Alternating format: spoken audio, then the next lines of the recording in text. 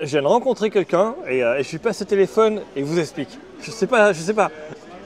Il n'y a pas moyen de savoir puisque le projet est tout nouveau. Moi, c'est Lucas Marie.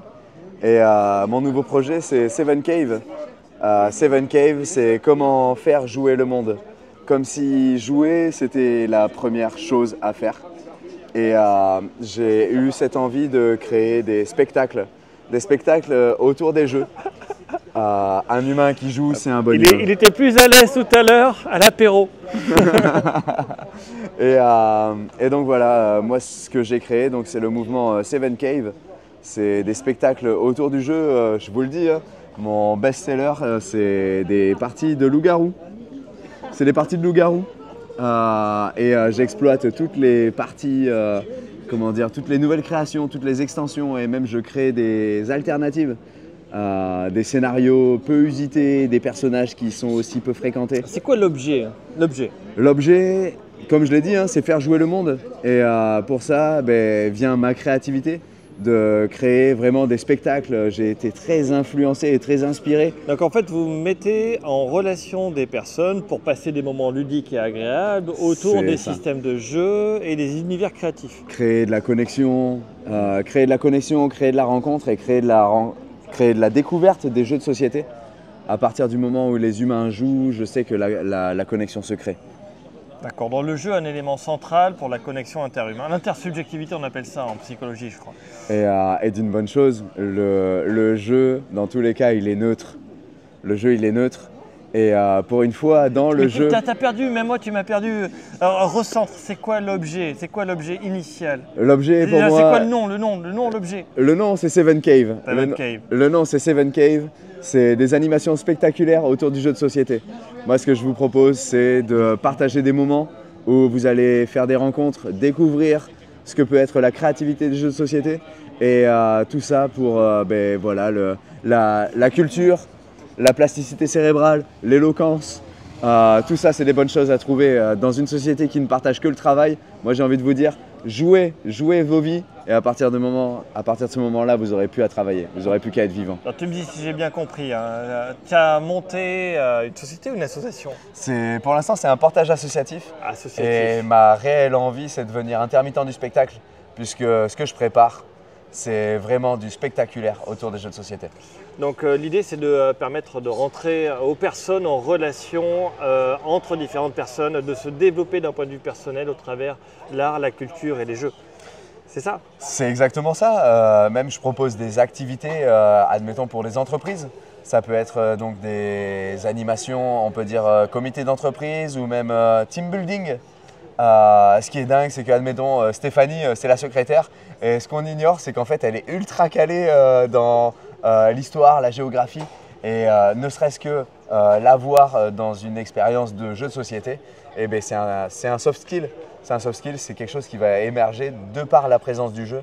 Et à partir de là, c'est une reconnaissance incroyable de par la culture. Donc, ok, il y a un peu de développement personnel là-dedans, je trouve. C'est évident, c'est évident. À partir du moment où on a décidé de jouer sa vie, je crois qu'on la risque moins. C'est pas faux. Et là, je vois un truc là-bas. Qu'est-ce que c'est? Tu peux montrer ce que c'est? Attends, on va se rapprocher. On y va. Parce qu'il a fait un truc. Je vous montre. C'est un prototype, c'est ça? Un prototype ici. On est là. On a le prototype, le prototype qui est là aussi. Alors qu'est-ce que c'est? Attends, je passe le téléphone, je me mets du bon côté.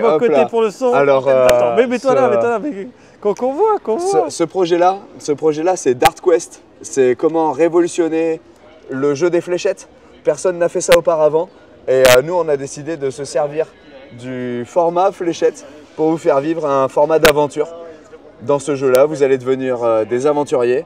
Et votre but, ça va être donc de claquer la gueule à des créatures pour faire un maximum d'XP pour sortir votre épingle du jeu et devenir gagnant.